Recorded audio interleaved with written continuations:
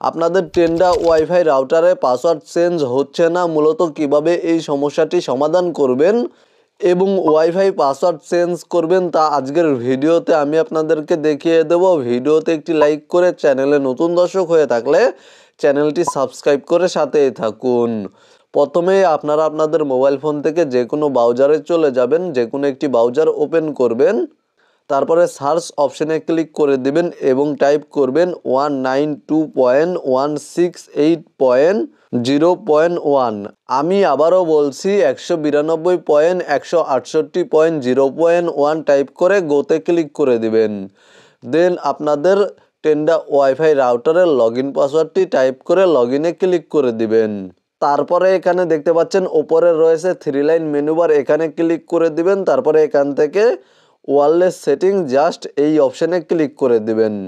এই অপশানে ক্লিক করার পরে এখানে দেখতে পাচ্ছেন ওয়াইফাই নেম চেঞ্জ করা যাচ্ছে, জাস্ট এখানে আমি ওয়াইফাই নেমে ক্লিক করে দিচ্ছি। এখানে দেখতে পাচ্ছেন ওয়াইফাই নেমটি আমি চেঞ্জ করতে পারবো, কিন্তু এখান থেকে যদি আমি ওয়াইফাই পাসওয়ার্ড এই অপশানে ক্লিক করে দিই তাহলে এখানে দেখতে পাচ্ছেন ক্লিক হচ্ছে না বা আমি ওয়াইফাই পাসওয়ার্ড চেঞ্জ করতে পারছি না। এখানে দেখতে পাচ্ছেন ওয়াইফাই নেম এই অপশনটি কিছুটা হোয়াইট কালার বা সাদা বর্ণের শো করছে, কিন্তু ওয়াইফাই পাসওয়ার্ড এই অপশনটি কিছুটা ব্ল্যাক কালারের শো করছে।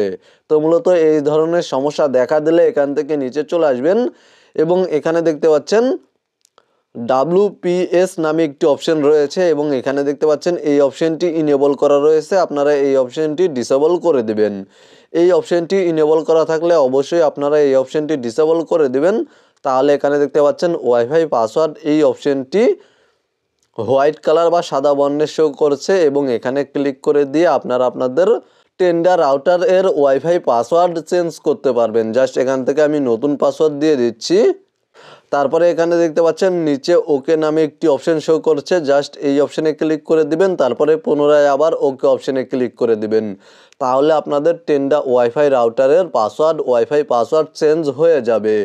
ভিডিওটি ভালো লাগলে ভিডিওতে একটি লাইক করে চ্যানেলটি সাবস্ক্রাইব করে সাথেই থাকবেন।